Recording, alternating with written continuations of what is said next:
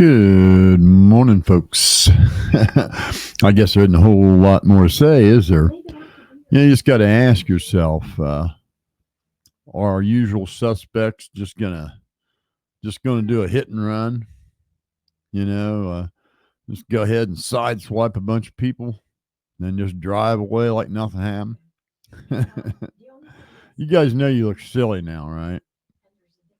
And if I were you, if I was one of these people that was making videos trying to cling to Ryan Upchurch's hallucination, where he singled out some random chick and just made up this wild story. If I was one of them people that was pushing that narrative for 2 months, I'd feel pretty stupid right now. Because there's one thing we know for sure. Okay. The Truckee police bumbled it pretty bad. And you dipshits on the internet really bumbled it. Like you could find anything out about a case over your keyboard that the police couldn't do standing right there at the scene is beyond me. But there's one thing for sure, the FBI, the state coroner, knew what he was talking about, and the FBI knew what they were talking about, right? Because they did an investigation where they actually got to look at physical evidence and talk to people and eyewitnesses and that sort of thing. Where these knuckleheads on the internet, all they had was Ryan's hallucination. And they looked for things on the internet that could maybe make his hallucination real.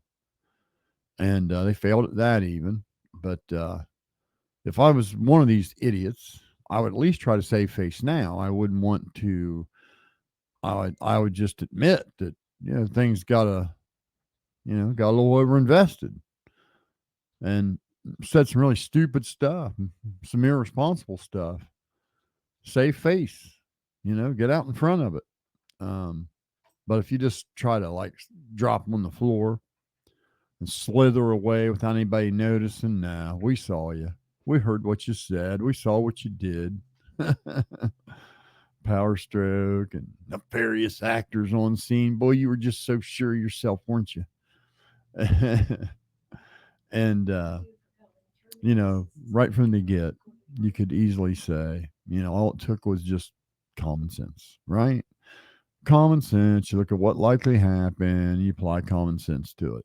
And again, people argue, oh, everybody's got a different common sense. Nah, not when it comes to like common knowledge stuff, like, fire's hot and water's wet and that sort of thing. You should be able to, you should know that too. And some of you don't.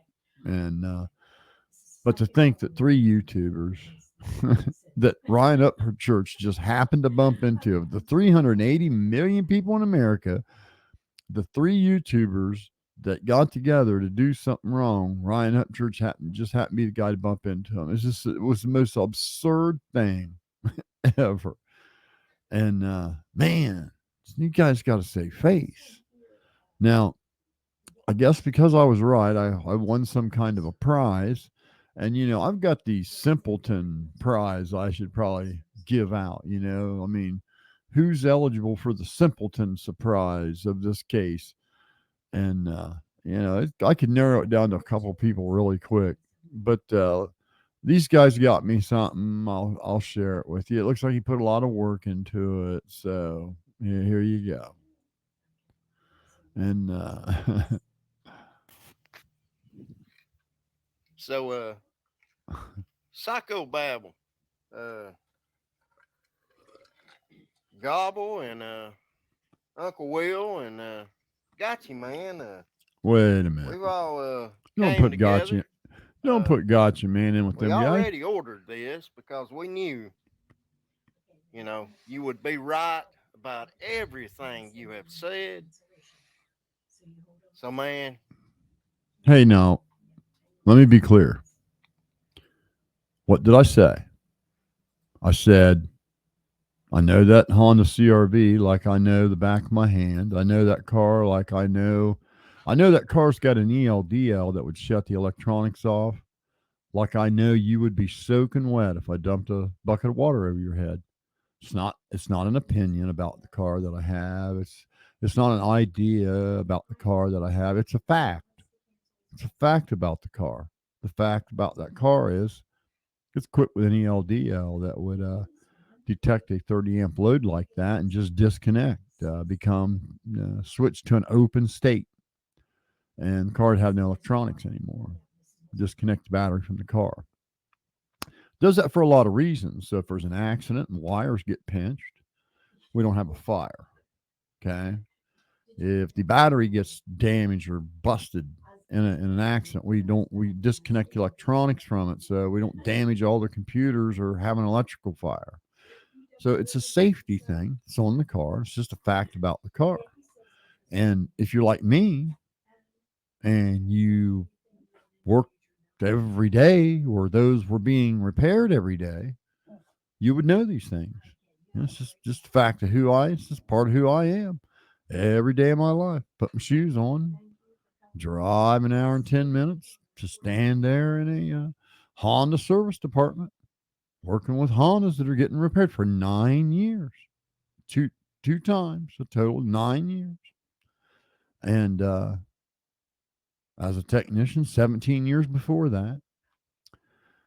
So yeah, I know the car. Uh, so yeah, that's what I claim to know everything about the Honda CRV. I don't recall saying I knew everything about anything else. But let's check out your price. You know, we're poor. You know, like you said, we're poor, and it took. Well, no, wait a minute. I don't even know you. I know for certain. I know for absolute certain Uncle Will don't have two nickels to rub together.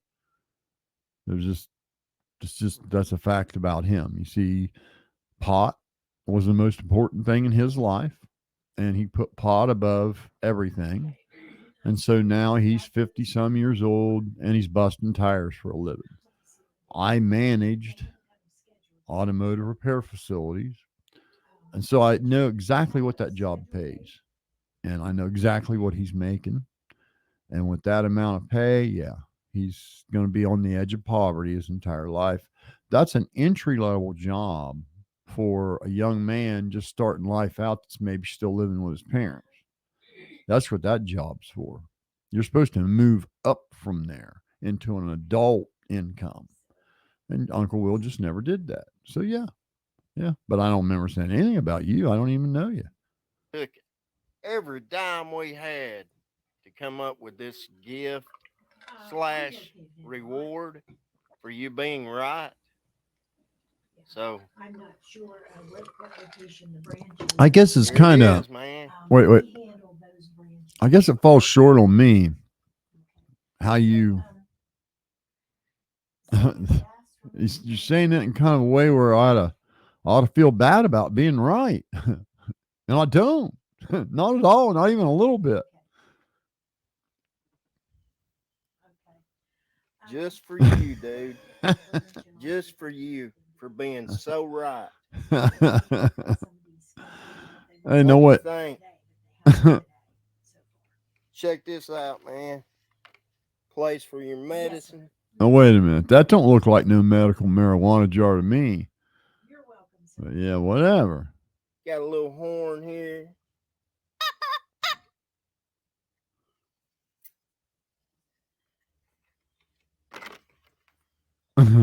We're so happy you're right, man. you should be disappointed in yourselves. And it doesn't look like you are. You guys believed in the most ridiculous, silly, far fetched, out of this world nonsense. Just because an entertainer said it. Yeah, and you guys all repeated it and latched on, and you made yourselves look so frickin' dumb.